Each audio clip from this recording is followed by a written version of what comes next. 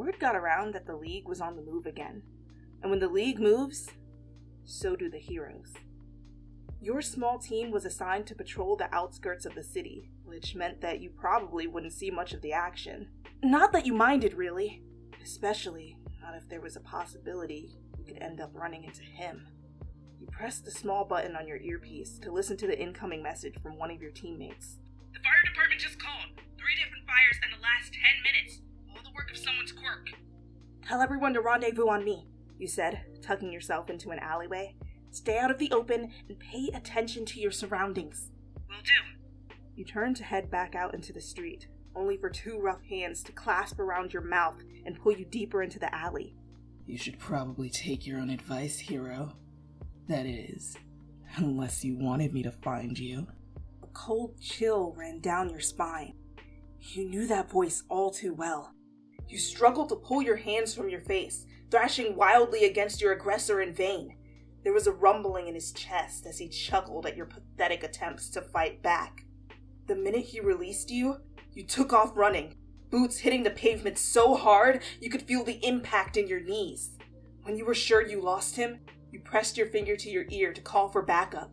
You weren't scared of him by any means, but you were deathly afraid of what he had to say.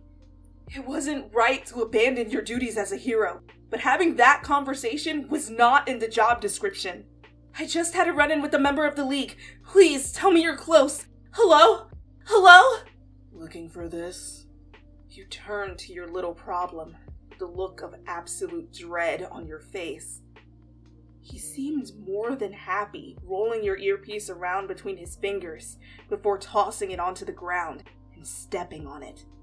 Whoops. What do you want, Dabi? Isn't it obvious? He closed the distance between you two and stroked your cheek with the back of his fingers. Are you really gonna make me say it? It was a dumb question in retrospect. You knew damn well he wanted you, but not in the way one might think. Dabi only wanted you for shock value, or maybe it was to ruin your career. He wore his intentions on his sleeve and was never above texting and calling you at all hours of the night, so that you knew them too. You swatted his hand away and took a step back, refusing to even humor his act. He wasn't actually the romantic type. He was a villain, and everyone knows villains don't feel that way about anyone.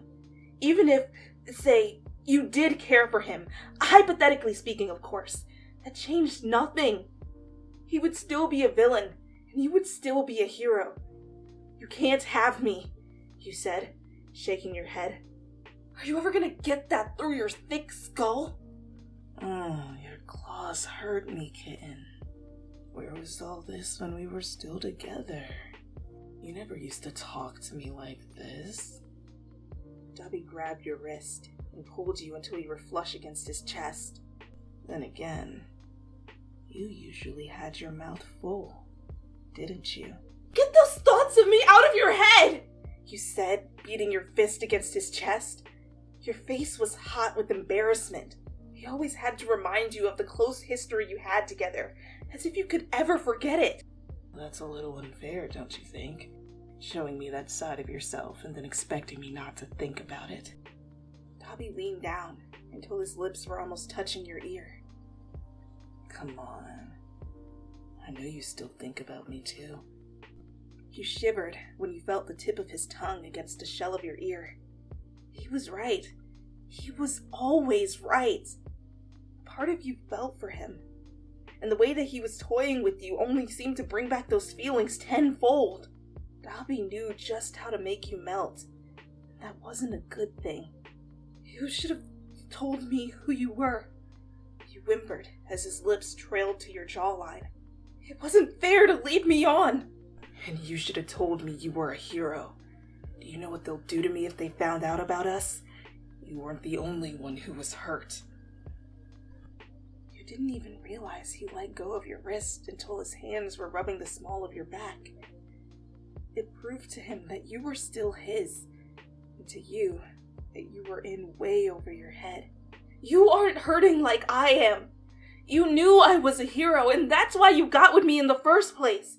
You wanted to sabotage me and get information. I'm not stupid, Dabi.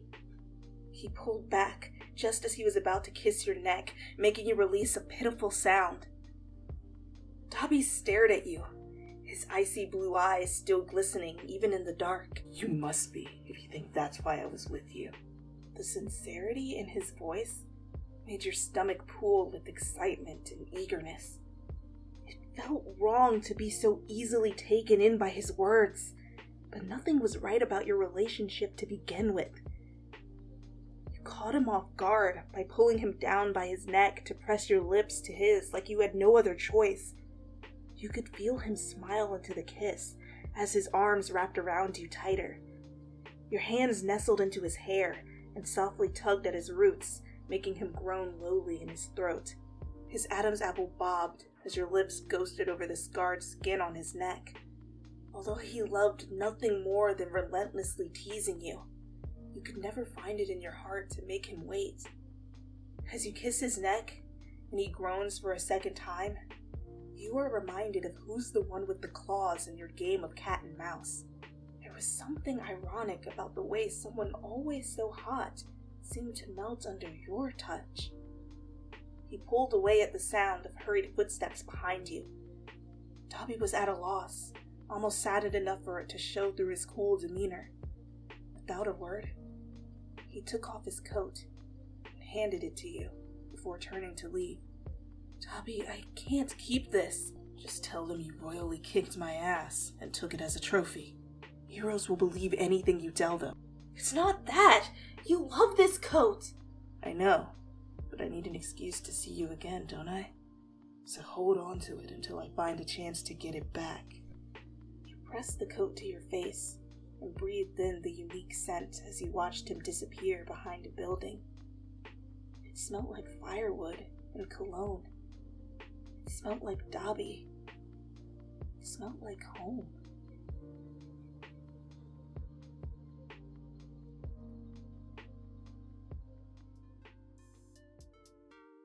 Let me catch my breath for a second, man. Ah, jeez, a drop in my mouth. Oh no, I feel like a grandma. I hope everything sounds good now, babe. That's my grandma voice. And when the league moves, so do the turn to head back into the Why am I like this? You turned your back into the street. Wait, what? Where was I? Damn it. You turn, wait. What? You turn to head, God damn it. It's not even funny. What am I laughing at? I just had a run-in with a member of the Little Littles. Run away from the Littles! The Little Littles. You usually had your mouth full, didn't you? What was your mouth full of? I'm glad you asked. Full of the blessings of Space Jesus. Yes, sir. The only daddy we believe in is Sky Daddy. In the name of the Father, Son, and the name of the Moon, I shall right wrongs and triumph over evil, and that means you. Ha! Where was I, man? I went on this whole Sailor Moon Jehovah's Witness rant, and I don't even know where I am anymore. Who am I? Who am I? I'm glad you asked. I am a girl who loves my island. I am a girl who loves the sea. It's cosmic. I am Space Fredco! I'm so sorry. This is why I lose my voice. It's for stupid stuff like this. Come on. I know you still think about me too.